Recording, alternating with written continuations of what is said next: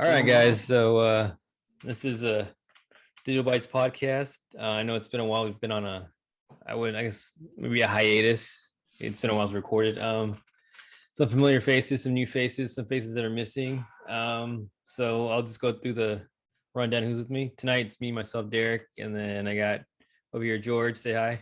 What's up, everybody? And then we got our doing all right. homie Candy. What's going on?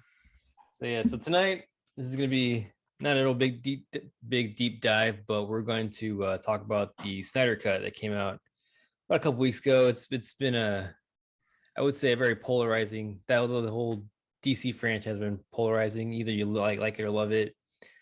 So what we'll do, we just kind of break it down. I mean, there will be spoilers. So if you haven't seen it yet, you might want to skip this podcast and go watch it, or if you don't care, then join us. So I'll go get things started.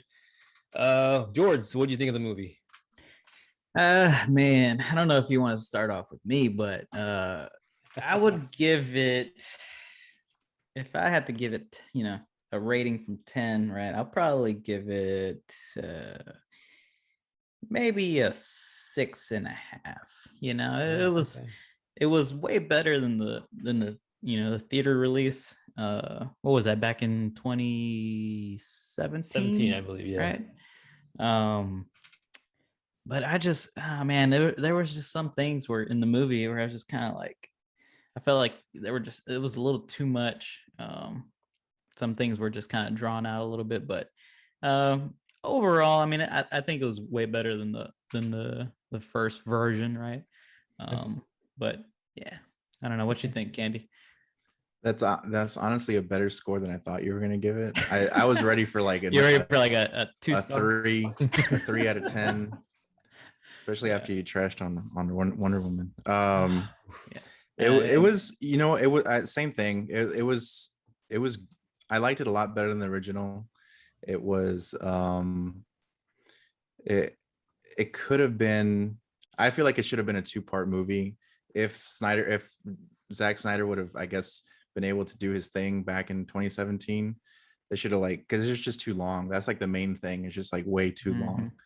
But I mean, if I had to give it a score, I guess I'd give it, man, I'd probably be right there with you, George. Probably like 6.5 or 7 out of 10. Yeah, I think that might be a little generous. I think you're right about that. Yeah, I mean, and it was kind of something that Derek and I were talking about before we got on, was just imagine, I mean, good thing that it came out on HBO Max and we're able to pause the movie, take breaks in between. Like, imagine sitting 4 hours at a movie theater, trying to watch this. I would have probably just left the theater. Like, nah, I would have been like, it's not worth my time. Or just wait till it came out like on DVD or and buy the Snyder Cut, or not even buy. I would not even bought it. I would see if somebody had it, borrow it from them, or just download it somewhere. But yeah, I mean, yeah, you're right. The movie was too long. Could have broke it up. I mean, even made it into like a little series or something on HBO. Because I mean, it was already divided into parts, right? I mean, right, yeah, it was like 6-7 parts within the movie. So I mean, hey, that could have been 6-7 episodes, right? Like, I still think they could have done 2, because like the way I was even kind of watching the time as like to see when it happened, but basically, and I guess it's not really a spoiler because it happens in the original cut. I mean, Superman comes back, right? Like, he comes back from the grave. And that would have been, to me, like a perfect place to divide the movie, like lead everything up to like the setup of all the characters talking about, and then right up to the point where they decide, you know what, we need Superman in this fight with us. Then that could have been the end. And then the next movie is like, I don't know, Justice League Superman Returns or something. Yeah, I agree. Yeah, in terms of you, Derek, I'm with you guys. Your thoughts on it? The movie was better than the theatrical cut that came out in 2017. But for me, I always thought that's kind of a low bar to set, because the movie was really bad. So it wouldn't have taken much to make a better movie. So with that in mind, I mean, I watched it in parts. It was pretty long. I would have to give it like a 6.5 or a 7. I mean, 'cause it isn't the worst movie I've seen. I've seen a lot of objectively worse movies, but like my thing is, it doesn't live up to the hype that I seeing the fan base online. Everyone's like, oh my gosh, like this is like masterpiece, like greatest movie ever. It's like, I'm like, stop, let's be real here. So I made a list of things that bug me about this movie. Oh man, there's tons of things for me. I wrote a few things down, but I'll hear what you guys say, because I wrote stuff down too, but I think I wrote stuff like positive things, like what I liked about it, because I was ready to come in here and fight George on this stuff. I was like, I was ready to, because and I feel like, so like my score, and that's me, like I'm like a big time DC fan. Like I grew up on Superman, like the old like Christopher Reeve Superman. I grew up watching like Superman Adventures on WB when I was a kid after school, Batman, the cartoon, the animated series. So it was like all that stuff. Like I love DC, and then Marvel like started doing all this stuff. And I mean, obviously, as just a nerd in general, is like that stuff is great. But I've been waiting for them to do something good. So I was ready to defend it. But I was actually surprised you didn't trash it as bad. I mean, I guess I think that's probably my thing about DC. I mean, to be honest, I think like my only favorite character is Batman, and I mean, some people will fight me on it. It's like he's not even really a superhero, right? He's just a dude with a lot of money, right? He even says it in the film. But I don't know, just the premise of Superman. Like, I mean, it's like, what's the point? Like, this guy is just unstoppable, right? Like, and there was a part in the movie that really got to me. I'm like, well, the part where it was towards the end, they got Superman back alive and everything, and Steppenwolf is gonna hit who was he gonna just whack with the axe? Was Cyborg. Cyborg, right? Cyborg's trying to separate the boxes. Yeah, separate the mother boxes, and the Superman just like it hits him right in the shoulder, and he's like, yeah, like try harder, whatever I forgot what he says, and just pretty much not like not impressed or something. Yeah, that's right. He says not impressed. Yeah. Right?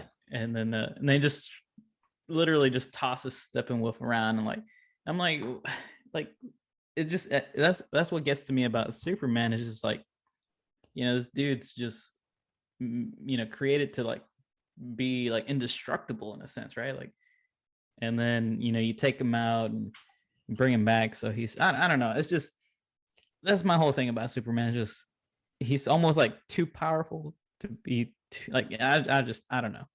That's my gripe about Superman, but I mean, just overall and everything, the movie. I would like to point out, I wrote it down here, and I did like how they were introducing and putting the intros for these for all the characters here, but I think Flash's intro was probably the worst.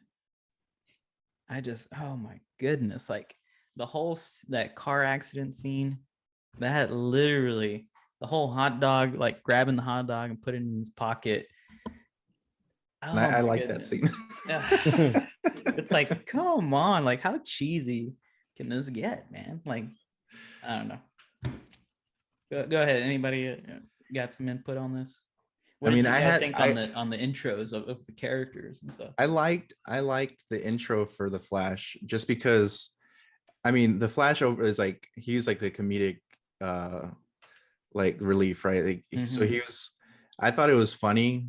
The hot dog did kind of throw me off, but then you get the payback of that when he's like in the thing with the dogs. But I did like that they introduced the Iris West, which is like if you know the Flash or like his story, like eventually that's like the romantic interest for the Flash. So it's like I did like that. And I liked that was like maybe the one time that it made sense for them to do so much slow motion, because the slow motion was like super overkill, right? That's like one of the cons of this movie that I do have written down is like just way too much slow motion. This movie might have been 3 hours if you would have done that less. But at least with the Flash, it made sense because he's moving so fast that everything else is slow. So I mean, I enjoyed all like Cyborg's intro was way better. Flash's intro is way better. So I mean, I did like it. I didn't. It was cheesy, but I thought it played into like Flash's persona and everything. Yeah, I don't know. I mean, it's just kind of yeah, like I understand he's like the like the comedic relief, right? Like he's trying to like liven up the mood and stuff. And but I don't know, I just felt like it was a little just too much, right?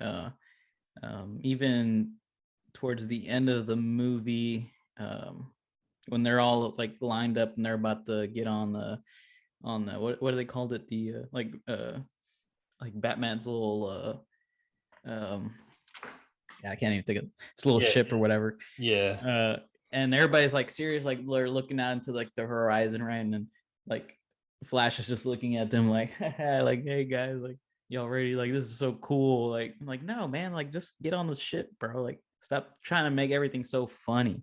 But I don't know. That's my gripe. I'm just gonna gripe. I'm gonna bring about all the stuff that I didn't like, and then you can just fight me, Candy. You just go ahead and fight nice. me. Yeah, I mean, because I thought that's what I like about the Flash is that Yeah. he's like the newest one like out of everybody else, right? He has no superhero experience. Well, I guess Cyborg too, but I mean, like, so he's like, I like that he's like so excited to be there. Like everybody else is like old stuff. Like we've been Yeah, around, we've been yeah. doing superhero stuff for a while, but he's all excited and he's like when the whole thing, he does it on the whole movie is like whenever they get off the plane and he sees the bat signal and he's like, oh yeah, it's Batman. Oh no, that's you. Oh, Like, yeah, yeah. like he does the whole thing. And it's like, Yeah. I like that. I like the Flash and I like the casting for him. I'm actually excited to, after I saw that whole intro scene, I think it made me more excited for the solo movie that's coming out supposedly. Yeah, I agree. Like one of my biggest problems with the theatrical release was like a lack of like backstories for all the characters. So I like that the Snyder Cut actually gave us a reason to like to care or at least know who these people are.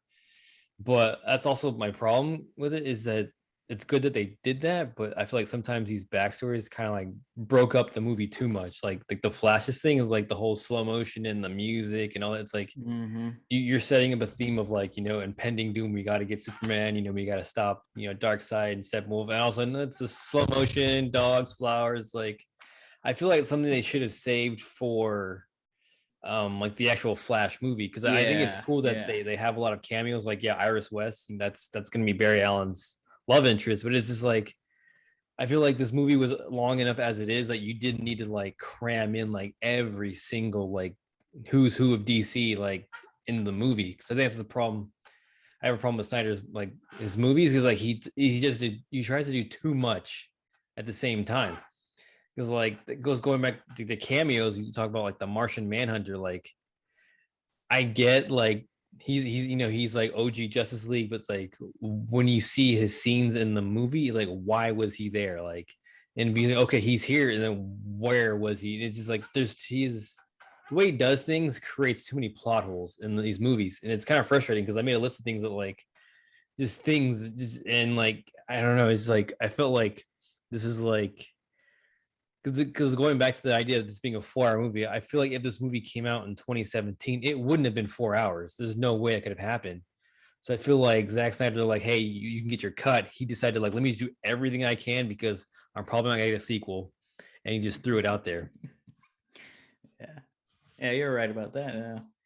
And then on a different side note, that I something that I picked up on, and I don't know if it just like, and it's kind of goes back to what you were saying there, like he was just maybe cramming stuff into the movie, but I didn't feel like how this really played out into it was like I felt like all of these superhero, oh, especially with the Flash and Cyborg, was like I felt like they had like daddy issues, uh I felt like I didn't need to know that like in this movie because it's like the earth, like the whole world is like about to like just go away, right? Like it's about to just be gone, and like I don't need to know that Flash and Cyborg have daddy issues. Like I don't need to know that. The whole slow mo at the very, I wrote it down too because I was like, it really just threw me off. Uh, when Flash was, trying to like go back in time and stuff, right? Like, right, he's going, he's trying to go back in time, and then he's like, was he like talking to himself, or like he was like, make your own future, or what is it, make your own future, make your own past or something. I'm like, it was like something like, I guess he had talked with his dad or something. And then with Cyborg as well, right? Like, oh, he, did this to me, and you created a monster, right? Like all this and stuff. I'm like, do I really like leave that for like, if you are gonna make like these like solo movies, like, I just don't need to know. Like, I think it's like, that's what added all this like extra time into the film, is like, I don't really like need to know all these like little details, because I don't know how they fit into like the overall movie, right? Because like the overall movie is like, all right, Darkseid's coming, he's gonna just take over planet Earth and like destroy everything, right? And everybody has to serve him, right? All that kind of stuff. Like, so I don't know. Yeah, like some other problems I think, like Candy, you brought up, are like the slow motion. Like everything was slow motion. I think like in that one scene where Lois is like visiting like the statue where that was destroyed, I think during BBS, that was in slow motion too, where she's like walking up to it and touching it. And it's like, did that need to happen? And like a lot of other weird things, like I feel like they did things just to do things. Like I know, if you notice, like when they introduce like the major characters, like they always created some type of like juxtaposition where like you see like Wonder Woman like looking from above at the people. They showed like Aquaman like in the big waves, and then there's that Superman shot where he's like looking above, like they're creating like this kind of like imagery of like, these metahumans are like, gods. And I feel like, I mean, that's an interesting concept, but he never like really decided everything, really did anything with it. It was like, okay, it's there. You're creating this portrayal of the heroes, but like, so what? And like little weird things, like when that I thought that was weird when Aquaman was like going to the water and people started singing. And I was like, well, what was that about? Like, like there was no explanation. Like, I get it, they kind of see him as some type of like deity, but it's I was like, I was trying to remember what part you're talking about. Yeah, okay, I remember the yeah, that people, girl right? singing, Like the women were singing, and she like sniffs his like sweater. Like, okay, I was like, you're a creep, lady. Like, okay. All right. Sniffing his jacket, like, or his sweater. Yeah, and there's so many like slow motion scenes where like Aquaman takes his shirt off. It's like, okay, I get it. Yeah, I'm like, why you even have a shirt off? You're gonna take it, just don't even. It's like, okay, don't mind. Like, okay, yeah, I can't get my shirt all wet. You're like, let me take it off. Like, come on, bro. Why are you even wearing a shirt? Jeez. Yeah, it's like, okay, I get it. It's like the slow motion. Like, this is why I say it. You could have made this movie shorter and it still would have worked. Yeah, for sure. And then like certain things I maybe I missed something, because like, okay, so towards the beginning of the movie with when they described the big fight where Darkseid came to Earth the first time, like when he hit the ground, right, didn't it show like the anti-life equation, that's what that was, right? Yeah. So my thing is, like, if that was it, why did he not know like years later that where it was? Like, why did Steppenwolf had to tell him, oh, I found it on Earth? Like, you were there, bro. Like, and on top of that, like, he got his bread toasted by, was it Zeus and Ares? Like, it's like, you think you would remember that? Like, yeah, you got your butt whooped on a planet, with the mother boxes and the equation. So like, how did you did you forget? Like, it's just certain things. Like, I feel like he had a concussion. That's what it was. I think it might have just been like so much time had passed and the world had changed so much, because like, they had like the Amazonians, they had the Atlanteans, they had like the old gods. So like, and none of those people exist really except for the humans. Like, I guess, like, I don't know, like he just lost track of where it was, or I don't know. Apparently Darkseid is like taking over so many planets, so he's just like, he lost track of it, I guess. I don't know, but I mean, it's a week, it is like, it's like a weak thing, but that's what I'm assuming happened. Yeah, I mean, I could see that too, but it's almost like he almost died, you know what I mean? Like, he almost died there. Like he had got the almost got his head chopped off, pretty much. Like, I think it just like cut him right here in the like clavicle area. I'm like, dude, how are you not gonna like remember a near death experience, right? Like, it was like, you're It's like you You're like, remember that, like, yeah. this is the planet that, like, because like they even talk about, like, this is, I forget what they called it, but like they acknowledge that this is the planet that like fought back. Like, so this Mhm, obviously was mhm. of importance to like Darkseid and his crew. It's like, so how did you forget like the anti-life equation was there? If that's the whole point of what you're looking for, like, how did you forget that? Like, why did Steppenwolf have to tell you, oh, I found it? Like, it was never lost. And it's like that, and then they talk about, like, the Kryptonian and stuff like that. It's like, so let's just, okay, so let's just say like Steppenwolf, I mean, Darkseid came to like the Earth like 5,000 years ago. Like, in that whole gap of time, he had to wait for a Kryptonian to come to Earth and then leave, and then like, okay, now I can come back and take it. It's just like there's so many things that like they sound cool at first, but when you think about it, like, it doesn't make sense, because yeah, okay, so he makes it seem like the only obstacle for them coming to Earth and taking the stuff back that they forgot about was Superman, but he's dead now, so we can come get it. But like, you had all this time, and like the whole thing of Superman coming to Earth was kind of a fluke in the first place. Like, a lot of things had to happen for him to get here. Like, Krypton had to blow up, and it's just so many things that like don't add up. And it's like, I feel like in the writing process, like, this is what happens when you don't have editors. It's like, hey man, this doesn't really make sense. We should change it up, because it's like, it's just like, why? Don't get so angry, Derek. Don't get so angry, man. It's like, oh calm down, goodness. calm down, breathe, man. So like the positive thing about that All right, bring something positive, scene, Andy.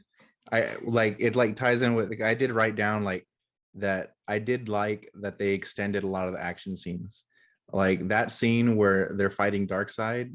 That scene was way better than like the scene from the theatrical cut where they were fighting Steppenwolf. Yeah, Like they like, you see more people. You get to see, like, they focus a little bit more on the Green Lantern of that time. Like, you got to see a bunch of stuff. The fight where they're doing like that they're under that harbor or whatever, like that where they're fighting in those underwater tunnels. Like that scene is longer. yeah, So that scene was better, I thought. And then the Wonder Woman scene where she's fighting the terrorist, I thought that was better. Except for, I'm confused about, did she kill that guy? oh yes, I was gonna ask. Like, yes, it's like, wait, what if she, like, because I think like she stopped the whole thing, like, I think you're out of bullets, right? And then, okay, problem solved. All of a sudden, she does the wrist thing, yeah, boom, like, wait, so yeah. did That she dude's kill dead. him? You see his hat like floating. Yeah, like, yeah. It's like, I feel like that's straight stuff up like just that. killed that guy. It wasn't Yeah, like she thought straight up out. killed that dude.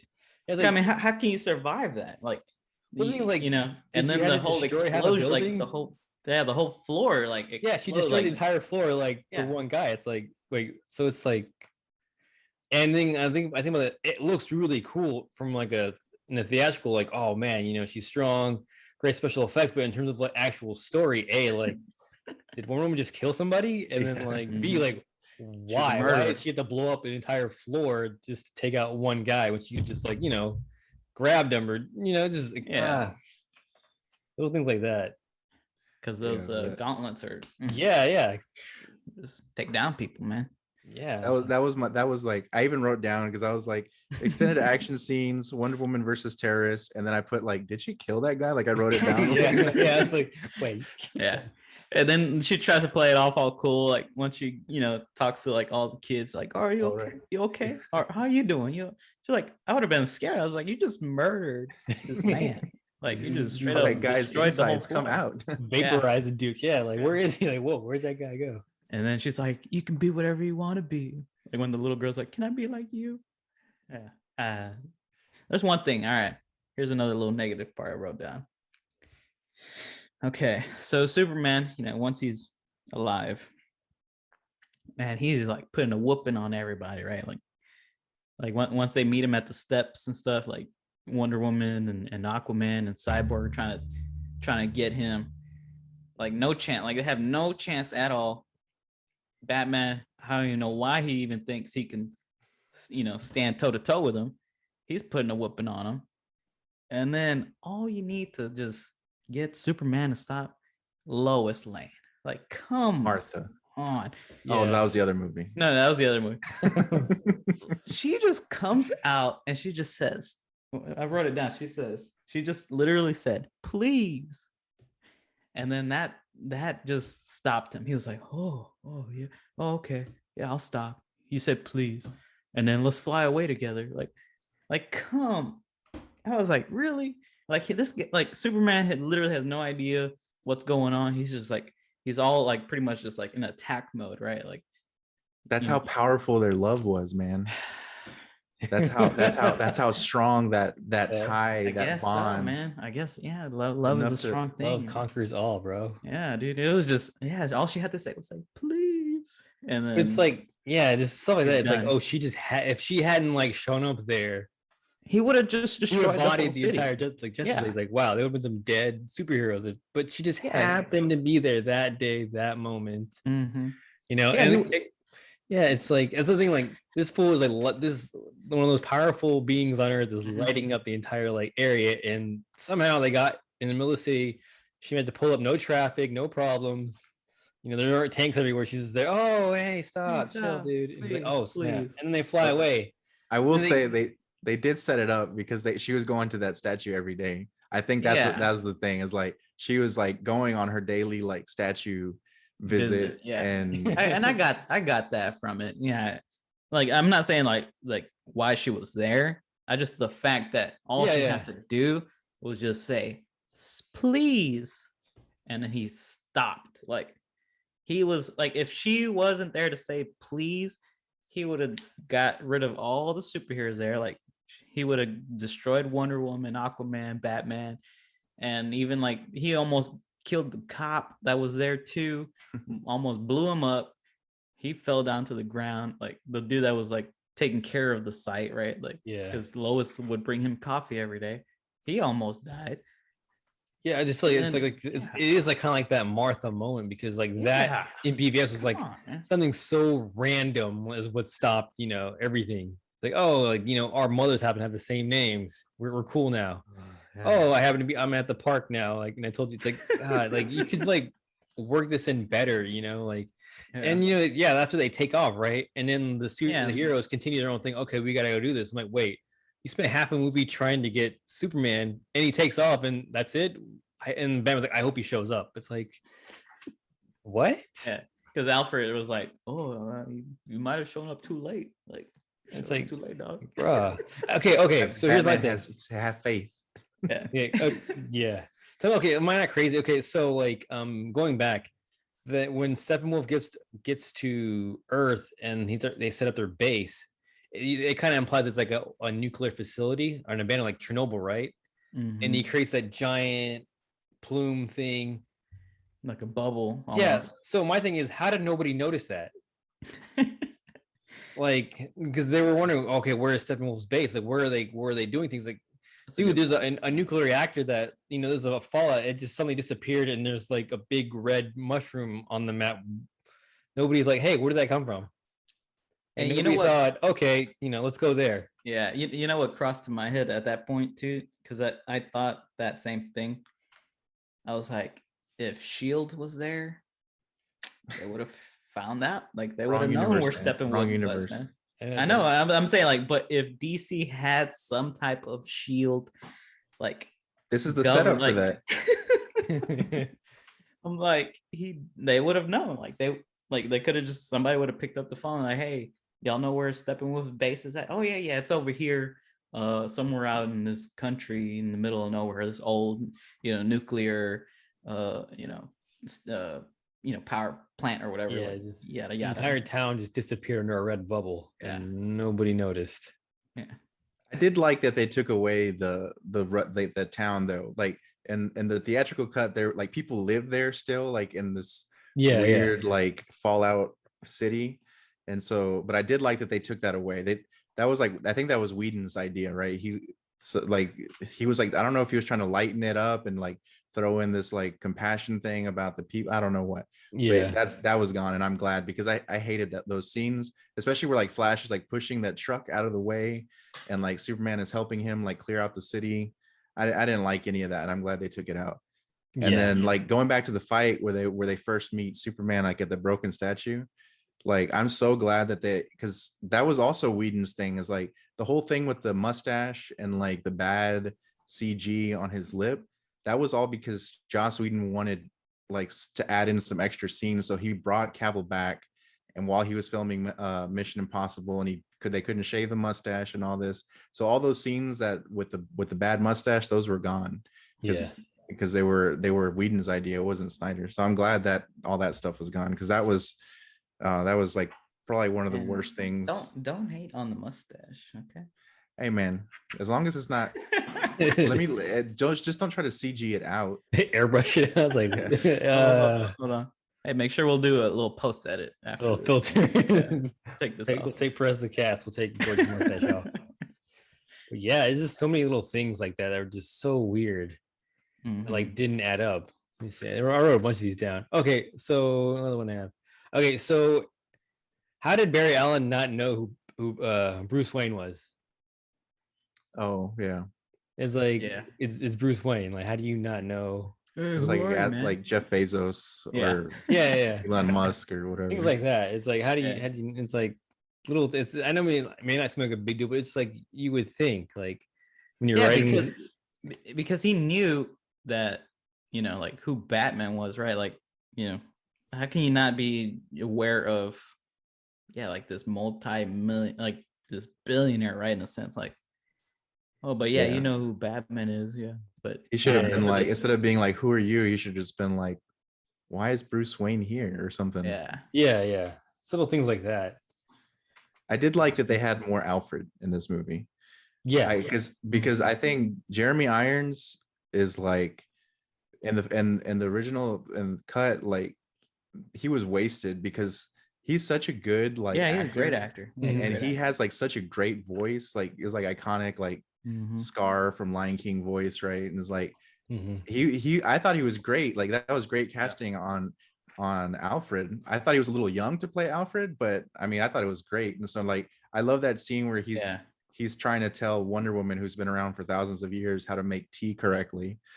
So like that I enjoyed that kind of stuff. And I think too, like it's like what you said, you know, he looks like maybe a little too young, but the fact that he's also like he was kind of like heavily involved in like making things or like helping like Bruce like with stuff, like, you know, like building stuff or like making things. So I think that's pretty cool because you think like Alfred's like older guy, like maybe he can't really do much, you know, maybe just only make tea and stuff, but no, like no, he's like in there trying to like help him like make sure like his armor is like all good and like, you know, being able to like cool fight combat off aliens. boots. It's like that's just one thing and one positive about the movie. Oh, go ahead, George. I was gonna say something. All right, so since we were talking about Batman, like his armor and stuff, I couldn't get past Batman, and I wrote it down. I couldn't get past Batman wearing shades in the dark, like his little goggles. I just couldn't get it, man. I was like, why? Like it was in, like whenever they were like driving through that town or whatever, he's like in his little Batmobile thing, and I'm like, why? It's dark and you're wearing your shades. Like, I just felt like it just didn't make any sense. Yeah, but anyways, I wrote that down. I was like, that's so dumb. Did he have he had like AR or something like through the? I don't know. They probably didn't show that. No, they didn't even show it. He just had them on, and they were just like they didn't even look like they were just like it looked like goggles, like just like it didn't look like they were like some type of tech or something to make him like be able to see things. It was just like they literally looked just like they were just blacked out goggles that he had on in his head while he was driving, and like, you know, and then Wonder Woman or Aquaman's like trying to save him like from like crashing and blowing up and stuff, and I'm like, why are you wearing? And it's dark out there. It was like dark and like pitch black out there. He's wearing blacked out goggles. But anyways, that's my gripe. No, I get that. That's just going back. This movie, it's just so many little things you pick out. Like I feel like I was nitpicking, man. It's just like it's just weird. It's like stuff you wouldn't like notice. That like again, like, I feel like part of the problem is like I think to make this cut, part of the agreement was Zack Snyder got like in the entire like creative power over it. I think that came with like kind of editing too. So I feel like without I got another set of eyes, like, hey man, might want to change this. This isn't actually, you know, jive with the rest of the story. You get stuff like this. I will give him credit though. Like the casting for the movie is really great. Like all the characters fit their roles. Like, you know, Cavill, great Superman. Gal Gadot, great Wonder Woman. Was it Ezra Miller, great Flash. Ben Affleck. He's been like a controversial Superman, but I mean, I think he did a good job. He can play he's definitely a good Bruce Wayne. Like he's believable. Yeah. And then Cyborg, well, I forgot the guy's name, but also great casting choice. Like you said, Alfred, also great. Yeah, also Steppenwolf. I think what y'all think about the remake? I thought he looked better in the theatrical cut because he looked closer to the comics. I think my biggest problem with Steppenwolf in the theatrical release in 2017 was his like lack of character. So they gave him more character in the Snyder Cut, but they made him look like this weird, like I don't know how to describe it, like the moving armor and stuff. Like I feel like that wasn't necessary. He's the only character that really had that because like Darkseid was wearing like normal. I think it's like cool in concept, but like I don't think it play. Yeah, me too. I didn't like his new character design. I like the new, like all the new stuff they made him do, but I didn't really like his like his armor or anything. Yeah, because like, and in the first movie, he had like the whole like mother complex. He kept saying mother for everything, but I feel like in this movie he seemed more like a sad puppy dog because it was like some seemed like he about to cry when like Darkseid was talking. Darkseid, like, you can't go home. It's like I want to go home, man. And I wish they kind of built on like they said he betrayed them. I'm like, did they talk about what he actually did? Like that was so bad that he needed to like capture 50,000 worlds to come back. I feel like that'd been a great like thing to mention. Like, what did this guy do before killing him off? I don't think so. If they did, I didn't catch it. Yeah, so the thing is like I feel like it's a missed opportunity because I feel like I feel like they did bring up something. Oh man, I can't remember now. Because like they didn't like fully explain what he did, but I remember I feel like they said like who was the guy? They said something that he betrayed them. Like so. Like, what was the betrayal? But then like right after that, I think the dude that he was talking to, what man he had, I can't like remember specifically. Because like I thought it would have made it was more like almost sense like in passing. He said it kind of like okay, because I thought like it would have made more sense because like in the Whedon theatrical cut, like it was Steppenwolf that came to Earth and like did all like the big battle that Darkseid did in the Snyder cut. So I feel like if they kept it as Steppenwolf, like that maybe that like loss, them losing like the mother boxes and all that stuff might have been the thing that's why he can't come home. But I feel like they left it. They did improve his character, but again, they still left so much about him so like vague. And then they killed him. I thought they should let him like live. And like maybe the next movie that would give him more like animus, like, okay, you guys embarrassed me in front of like, dad. So now I gotta get you. Yeah. But it's like yeah, he was just like an outcast. They just made it seem like an outcast. He couldn't get back home. And he had to like prove that that he was repentant of everything, like whatever he did, right? Like so what'd you guys think about the post-credit stuff? Well, I know Batman was still wearing his blacked out goggles. That's what I know. At least I think those goggles look better though, like because he's like those he does goggles. He's not actually wearing he had him like right here. I mean, it made more sense because like dust world like and then exactly right, it's like dusty, like okay, now I can see why you're wearing goggles, like you don't want sand in your eyes. I get that, but I didn't really understand the end credit scene too much. Like I read stuff like afterwards, like the whole like tie into the other movies that Snyder was going to make about like Superman turning to Darkseid, or like Darkseid turning Superman bad or whatever, because Lois cheated on him with Batman or whatever that was. Okay, let's talk about that then. Like that, to me that didn't make sense because I had heard that Snyder had planned for Lois and Batman, Bruce Wayne, to like have a kid together, and I thought like that wouldn't make sense because and also in the movie going back, they showed a pregnancy test. And people were pointing out, see that's the idea. Like, oh, she got down and busy with Batman after Clark died. And I thought like that doesn't make any sense because like if you look at the timeline, Justice League takes place maybe like a few months at most after BVS. So like and that with playing up the kind of the love that Lois and Clark have for each other, why would you hook up with Batman so soon after his death?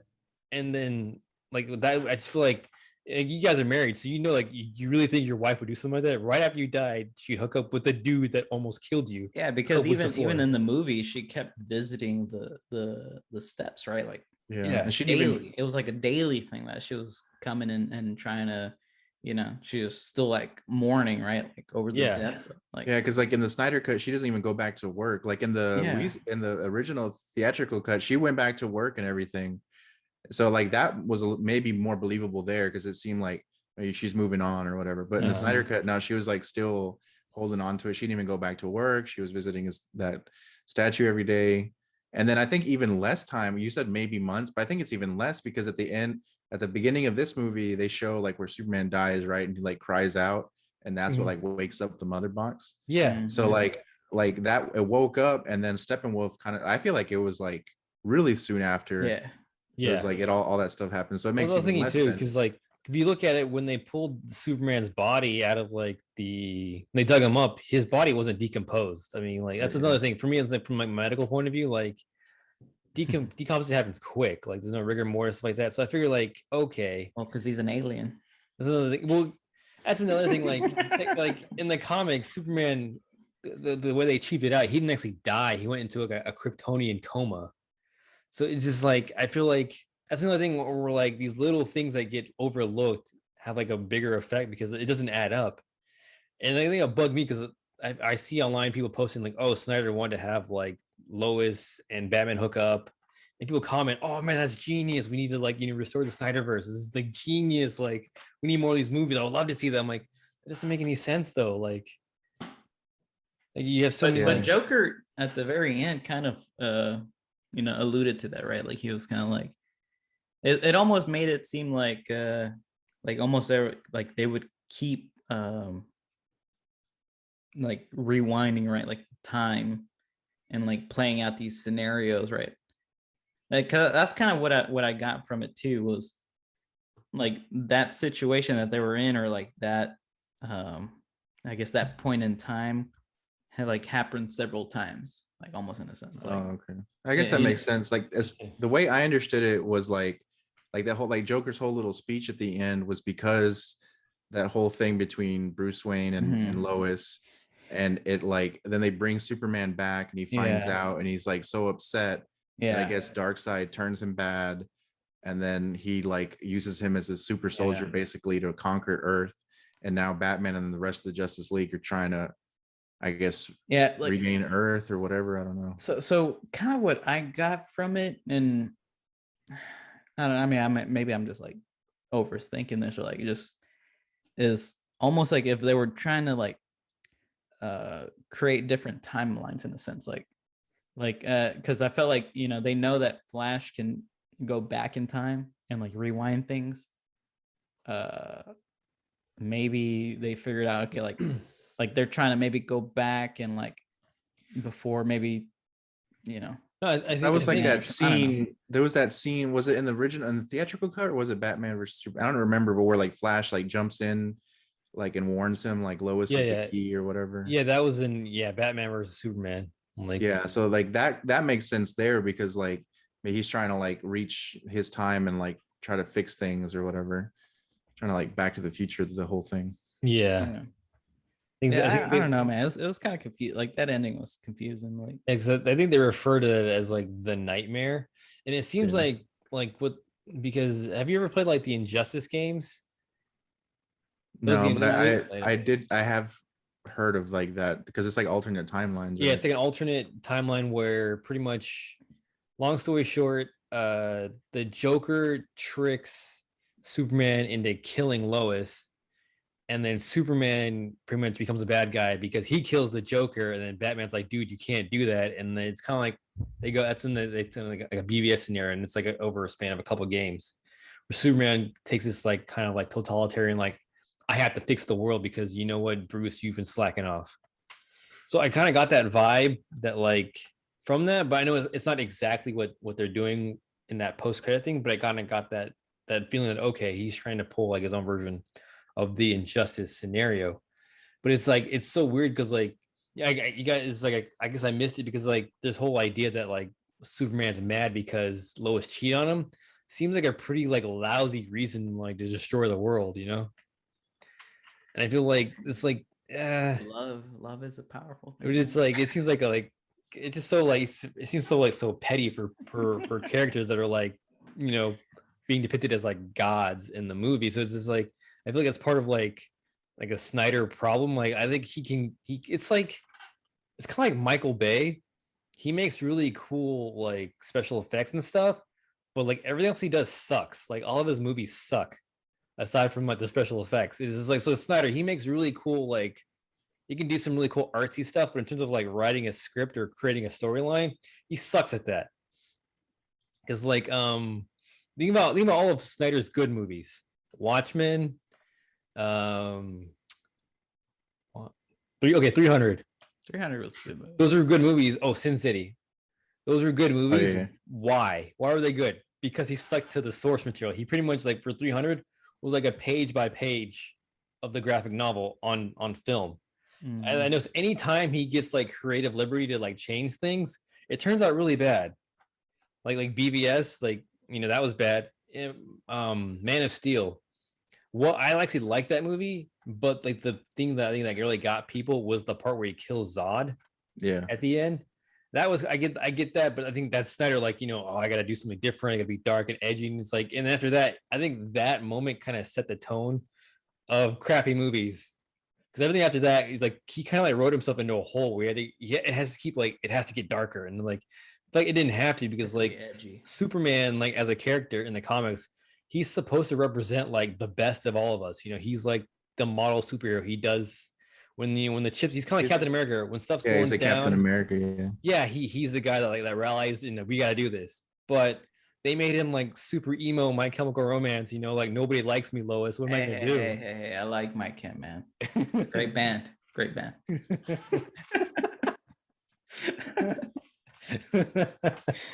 Don't hate on that band, man. Right, a Simple Plan or something. Just emo. Simple Plan. Go ahead. Trash. Yeah, it's like Good Charlotte. We'll see. I like the job.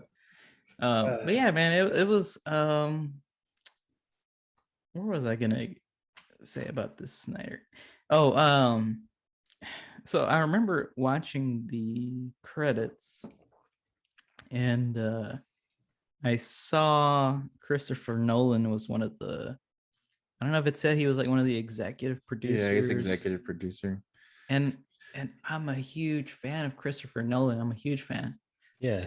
And I was like, man, like dude, like you couldn't like maybe just like talk to Snyder, like say, hey man, like that's the whole. I think that's the whole executive part of the.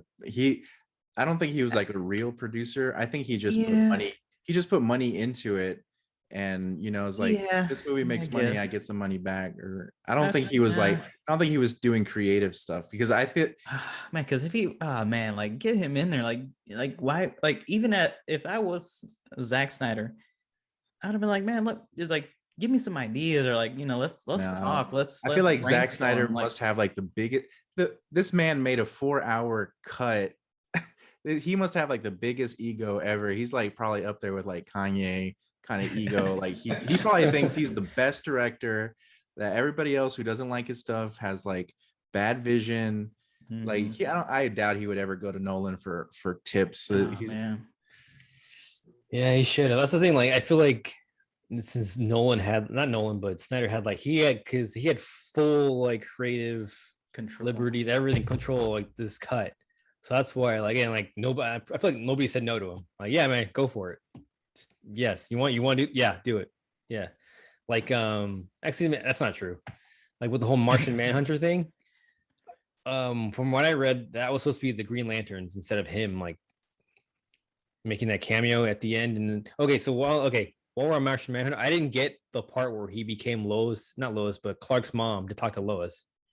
Like what was the point of that? Like that I feel like that like that threw me off big time. The speech of like okay, and then that to me that leads to like okay, So if this guy knows who that is, so he knows what's going on in the world, why did he not fight? Like he's one of the most powerful characters in the Justice League. He's got Superman strength, he's a telepath, he can shapeshift. So he decides, okay, the world's about to end. Let me just hang out for a little bit, see what they're gonna do first. And then maybe I'll join in.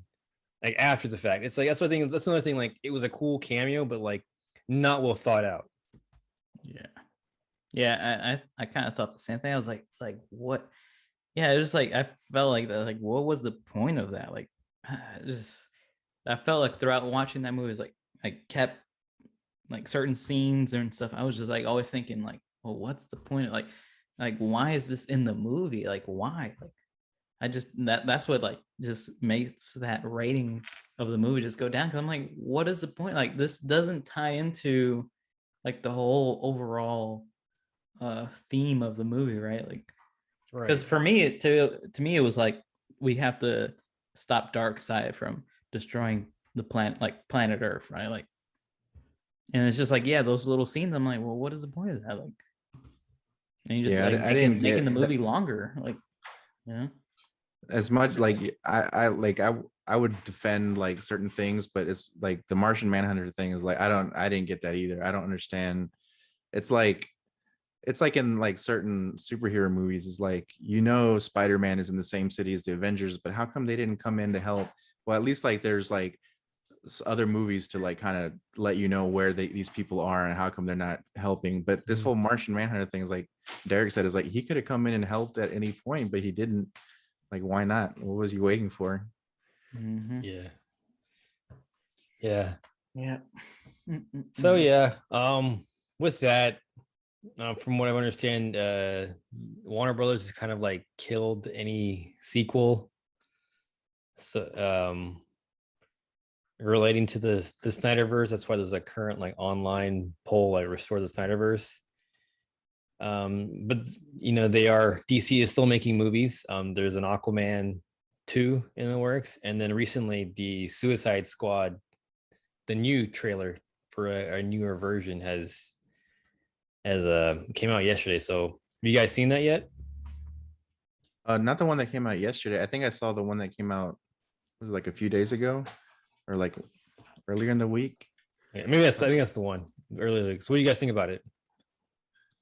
I liked what there was. I don't know if it was The Verge or Polygon or something. I like the headline they use is like Suicide Squad trailer stole all the color from Justice League or something like that, because it does feel like the opposite in a good way. Like, yeah, a very like James Gunn influence. You can feel it in the trailer alone.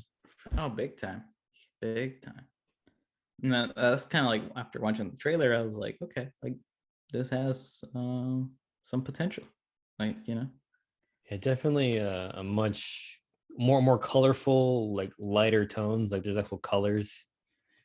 Yeah, and I like the comedy factor of it. Yeah, and like there's a lot of comedic it's turns James to Gunn. it. It's like he's the guy behind the Guardians of the Galaxy movie. So yeah, those movies are good. awesome. Yeah.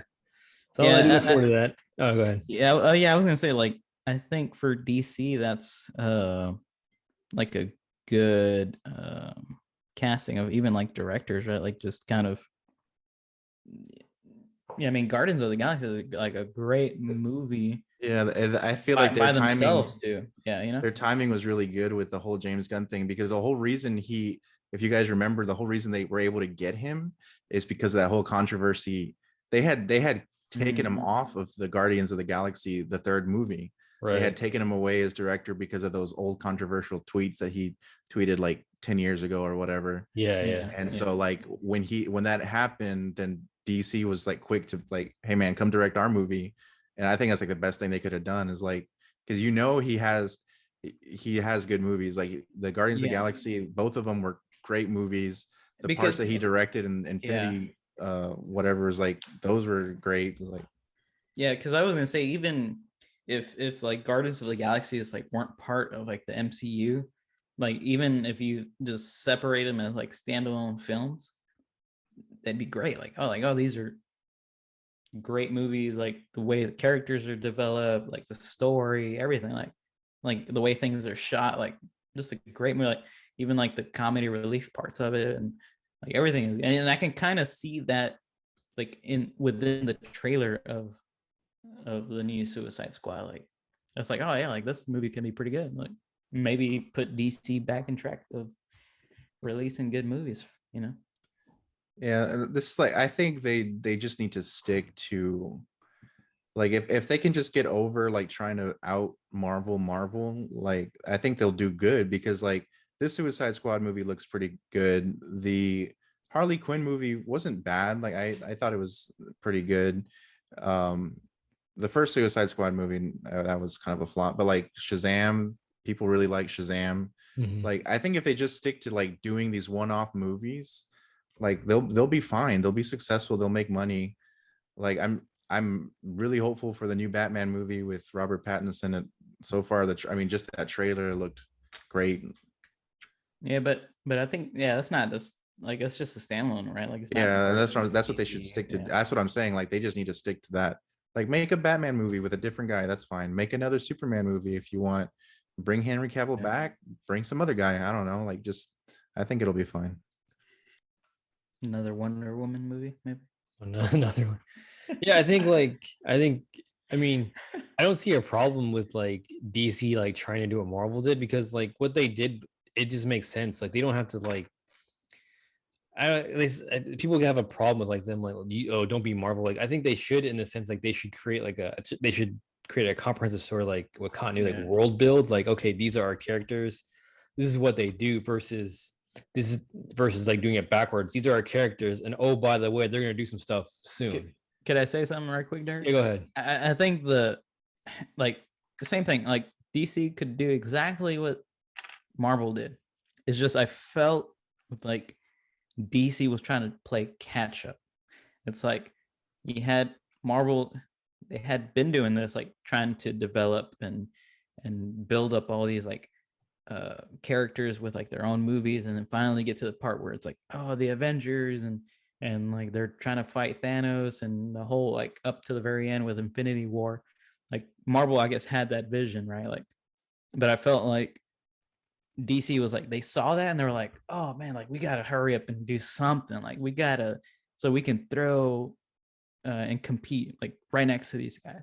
And like they weren't thinking of like, we need to start from the beginning, you know, make these like solo movies of like characters, and then finally like somehow like tie them all together and then make Justice League, right? Like it's like, no, like let's just do Justice League. Let's get all these guys together, and yeah, it's gonna hit like make us money and box office hits and blah blah blah blah. And but it's like, no, like we don't know what's going on, like what's the story, like who's like, you know, and it was just kind of like it fell short from that, because like I felt like they were just trying to compete and like just put something next to the Avengers and like what Marvel was doing, like just so they can be like in the news, right? Like, you know. Yeah, I think that's like, that's not my, I don't have the issue with like them doing what Marvel's doing. I just think they're trying to do it too fast. Like you said, like they're playing catch up. Is like Marvel had that vision. I don't know how they did it and who was responsible for like bringing that to them, because even from the very first Iron Man, it's like they didn't know if that movie was going to be successful, but they still tried to tie it into everything. It's like they could have, I mean, that could have flopped hard on them, but they tried it and it worked so good. Because I mean, before Iron Man, I didn't, especially because I wasn't a big Marvel person. It's like, I mean, I know of Iron Man, I know what he looks like because I play like Marvel versus Capcom. But I don't know any of his story. Like I don't know who he is. I don't know how he got the suit. I didn't know any of the Avengers aside from like maybe Captain America and Iron Man and the Hulk, I guess. Yeah, that's true. That's true. Yeah. And yeah, it played out for Marvel. You know, and I guess that's kind of like the risk they took.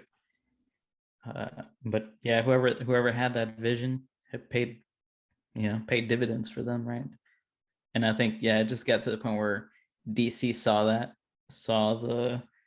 the money it was raking in, saw all the fans and all, like everything that was like coming to them, and DC was just trying to play catch up. And but yeah, I mean, if and I wouldn't even be mad if like they just decided to like, let's just kind of like start over, like even with like these like this new Batman film, right? Like with Robert Pattinson, like if they were just like, let's start from scratch and like let's build off of him and then throw in these other movies like different characters and different people. I'd be fine with that. I mean, there's no rush. Like, why are you trying to like rush things? That's the thing. Mhm. And then yeah, once you start rushing things, like then your production ain't gonna be good. It's gonna be I'm looking at lacking. this cast for the new Suicide Squad. They got a great cast. They I got think they like got a some great good cast. people, and it's funny. Like, they don't have. I'm looking at on IMDb. They have Taika Waititi in here as part of the cast, but they don't say who he plays. So that's kind of interesting that they have him in there. Is they? I mean, I guess they became friends with him and James Gunn when they were on Infinity War together. Mhm. Yeah. But like they have so Taika Waititi, Sylvester Stallone, Idris Elba, Michael Rooker. There's another Guardians of the Galaxy person who Yeah. who Mhm. came along for the ride. Viola Mhm. Davis, Nathan Fillion, Sean You even Gunn, his got Pete brother, Davidson in there. Pete Davidson. Yeah, Yeah, that's his name. We were talking about him Yeah, Pete earlier. Davidson. Yeah. Yeah, I mean, Margot, yeah, it's a Margot good Robbie's cast. on. Yeah. the guy who plays Polka Dot Man, David Dasmalchian. He's like that creepy guy from the Dark Knight. Yeah. Oh yeah. Yeah. He Which was like the one? one who like he was like the guy that Joker was Oh trying to yes, throw the yes, blame on. yes, yes, yes, yes. Yeah, some on there. Yeah. I, I've seen him in a couple of things. He was and he was also in Ant-Man. He played one of Yeah. the Mm-hmm. like Security. The yeah. I've seen yeah. him in a few Yeah. things. He does a good job. He's good, man. Yeah, that's something like they got a great cast. Like, and then like the way from the trailer looks, like I was like, that's gonna be a great movie, a real good movie. Yeah, because there's no Zack Snyder, so that doesn't suck. Snyder cut. Snyder cut. Oh yeah, did you hear they want to for the other Suicide Squad, the older one, they want to release like the Ayer cut. No. They're talking about like yeah, oh yeah, because people were like kind of hating on WB Studios because they're saying they're the reason why that the Snyder cut never came out and then why the first movie sucked because WB execs were just too harsh, all about money, not about creative power. So they're like, yeah, we agree. We should release the Ayer cut of Suicide Squad, and it's like no, the movie was bad because like for so many reasons, it was like a Will Smith Harley Quinn story, Yeah. Yeah. and like half the characters didn't make sense, or it's like And that even like was the villain was like what? that was a Joker that was wasted. Because I mean, I feel like Jared Leto would have been like so.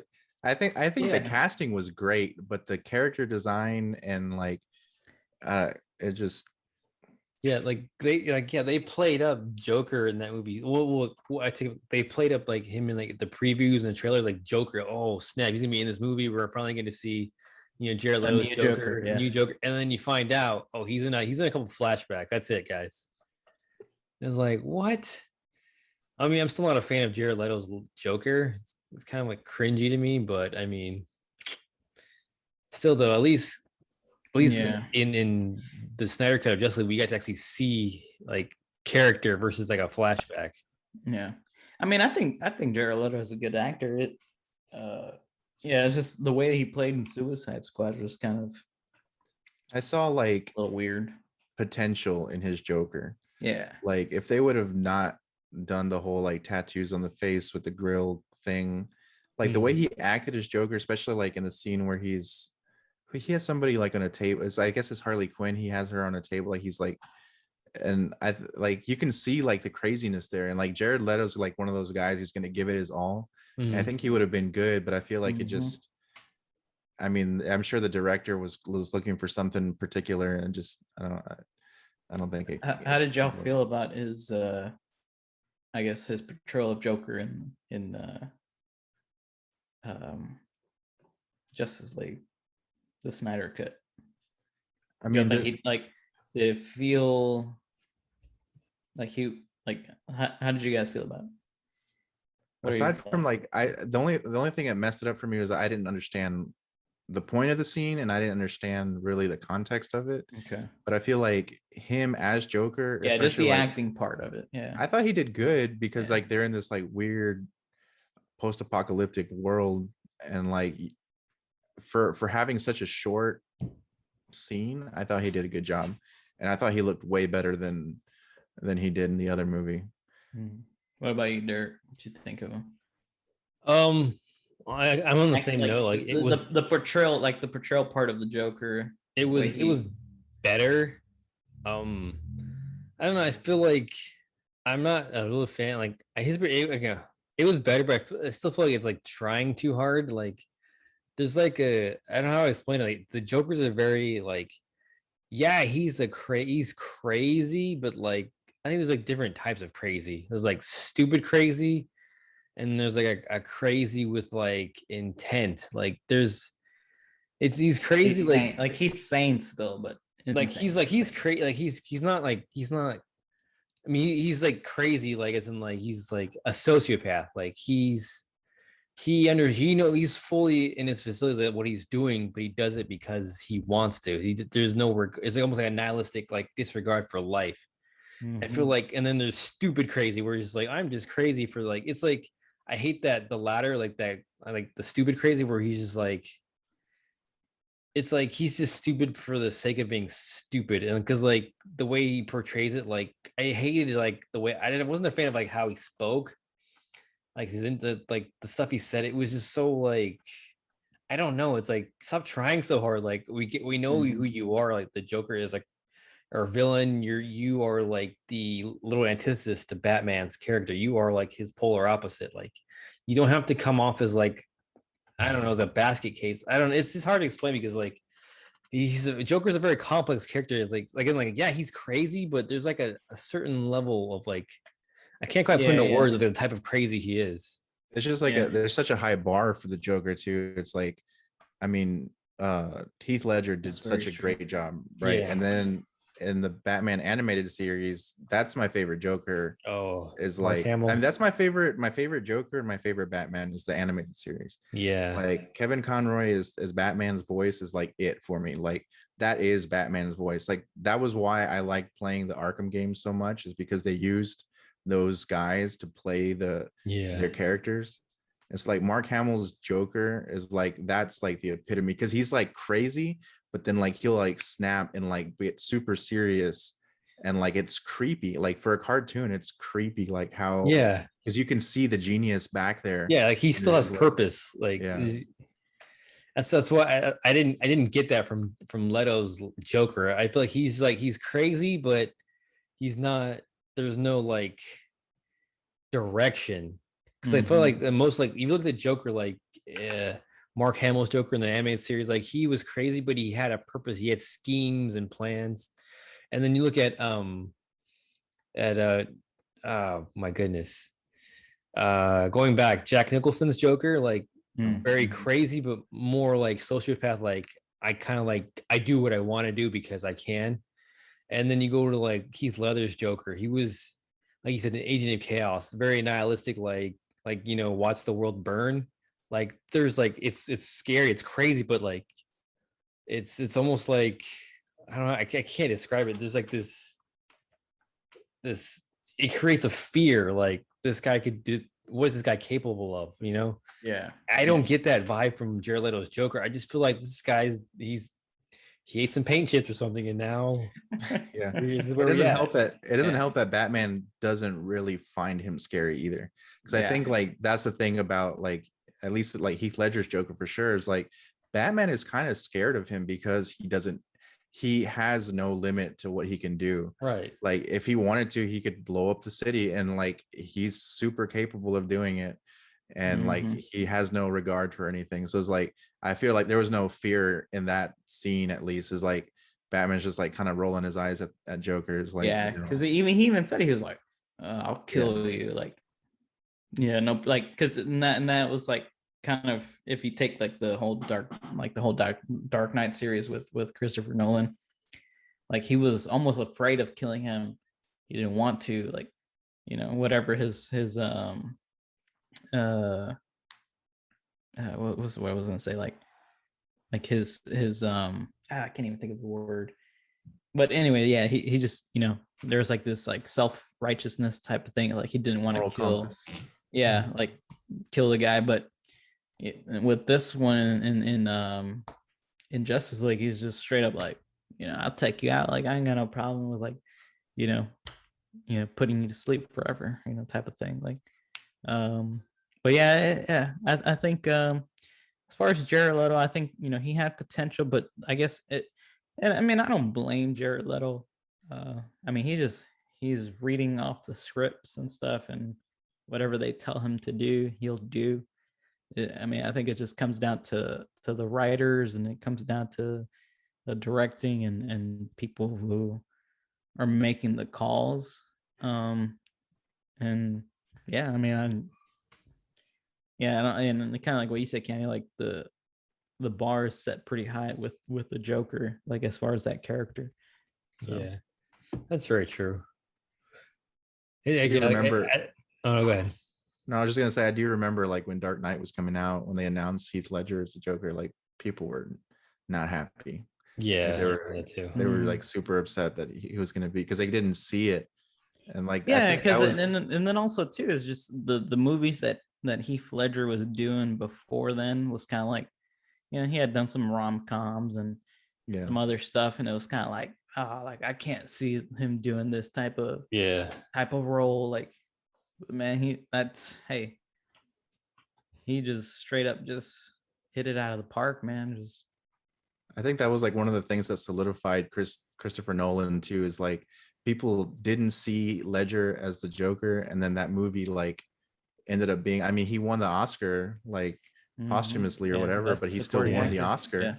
And it's like, that was like, okay, this guy's Christopher Nolan's here. He can make something out of someone who doesn't seem like they can be. So like his casting choices have always been like, I mean, I'm sure he's not, I mean, they have the casting director, but I'm sure he has a lot of say in who's going to be in the movie. For sure. Good stuff. Yeah, so I guess that would be a good time to wrap this podcast up. Yeah, man. We had a real good conversation about Justice League. Yeah. Real good. We need to do a Christopher Nolan. We need to do a Christopher Nolan podcast. Oh, that'd be good. He's done some really good movives. Have you all seen his latest film, Tenet? I haven't. Oh my god, dude! You don't like it? No, I'm sorry. I mean, like, oh my god, that film is amazing. Like, I was about to fight you. You saw it. You've seen it, right? I've seen it. It's polarizing too, though. Like, there's a lot of people that don't like it. No. Yeah, I really like it. If people don't like him, I'll fight them. But all right, you heard it, guys. If you don't like this movie, you're about to get jumped by Candy and George. You're about to see these hands flying at you. 2-for-1 special. Yeah, man, that movie is intense. It's just like, I just remember seeing it just like on the edge of my seat. Hey, Derek, like, watch that movie, dude. If you get a chance to watch that movie, go. Like, and you gotta watch it like with intent too. Like, watch it like when you're gonna sit down and watch it. Don't like you can't. It's not like you can't do like what you probably did with like Justice League. Oh, like, and there's no blame in that. Is like you can't just like have your phone out and like just kind of be like half watching parts. No, yeah, because I was telling Derek too. It's like, good thing it was on HBO, because there's times I paused it. I would like kind of like doze and like I was like in and out like at a few scenes. I'm like, oh what, I missed something, and I had to like rewind to like watch the part again, because I was like, man, this thing is too long. But with Tenet, it's like you cannot fall asleep. Like, you have to be watching that movie. Like, you can't be just like on your phone, like, oh, let me just, something popped up. No, you got to watch airplane. You got to put it in airplane mode. Yep, exactly. Cancel my calls. We gotta do Nolan podcast. Even like the movie that I think most people don't like of his, I like, which is Dunkirk. So I mean, we can talk. Dunkirk was a good movie. Yeah, we can do that. Let's do that. Next week. We'll just go down a list of all of his movies. I guess we could maybe rank them, but just talk about our favorite moments from. My favorite Nolan movie is Inception. Oh yeah, Inception's amazing. I mean, it's like an all-time. I have to like think about it, because for a while my favorite one was The Prestige. Oh, that's it. And The Prestige, The Prestige is, I think, one of my favorites. Especially, I like watching that with people, because it's one of those movies that I wish I could go back and watch for the first time again, because I like there's like twists and stuff that I just didn't see, and I don't know if Yeah. watching it the second time I was like, how did I miss this stuff? But it's like Yeah. he does such a good job of like the whole like step by step of like what a magician does. He does it in the movie. I don't know. I'll have to think about that. Did you guys ever see Memento? I did see Memento. Yes. Yeah. That's one Yeah. I need to watch that one That's a again good because one, man. that one's real trippy too. That's what got me as a fan, man. Like I'm a straight up fanboy for Christopher Nolan. I think I went back and watched Memento after I realized I watched Batman Begins and I liked it. And then I think I think it was like after The Prestige, I was like, whoa, like he's making these movies that I like. And let me go look back and watch. The one I haven't seen though is The Following. And if we do this again, I'm gonna probably have to watch that before we do it, just so I have some. I think it's the only one of his movies I haven't seen. Yeah, next podcast, Christopher Nolan. Nolan, shout out to your boy. Yes, sir. But maybe we'll get him on here. No, yeah. Well, I'll hit him up. We'll see if I can. Okay, put a good word in contact with his secretary. Nice. All right, guys. Well, this has been fun. What we'll do real quick just to say bye to our listeners. Yes, sir. George. Yeah. Want to say thank you for listening. Yeah, follow us on all our social media platforms. We have a huge following, if y'all didn't know. So, keep appreciate all the support that you guys give us. Yeah. I'll have to talk to Freddie about what the back end of I don't have no idea how many people listen to this, but thanks for listening. We'll stay tuned for the Christopher Nolan podcast. Yeah. Thanks guys for watching. This will be up on YouTube soon, and please, like, subscribe, the usual. Leave comments if you have any requests, any movie buffs out there. If you want to be on the podcast, let us know too. So, all right, guys, peace out.